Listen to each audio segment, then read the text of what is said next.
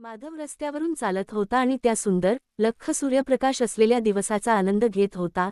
इतक्यातच त्याला आकाशात एक प्रचंड, महाकाय आणि ताऱ्याच्या आकाराची उडणारी वस्तू दिसली.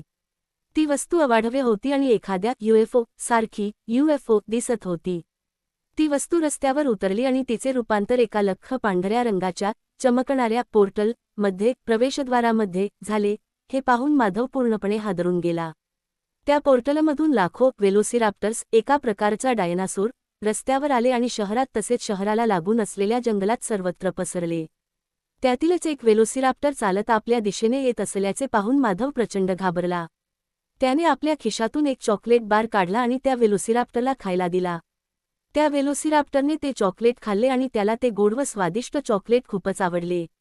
त्याने आपल्या टेलिपॅथिक मानसिक संदेशवहन शक्तीचा वापर करून इतर वेलोसिराप्टर्सशी संवाद साधला आणि म्हणाला, माणसं खूप चांगली आहेत, ते चॉकलेट नावाचा हा गोड पदार्थ खातात. माधवमुळे त्या सर्व वेलोसिराप्टर्सच्या मनात माणसांबद्दल एक सकारात्मक भावना निर्माण झाली.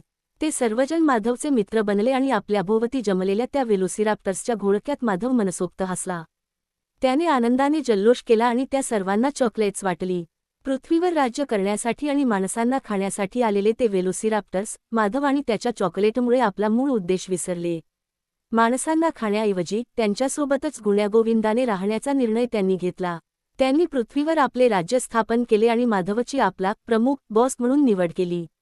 केवळ आणि केवळ माधवमुळेच पृथ्वी आणि त्यावरील मानवांचे रक्षण झाले.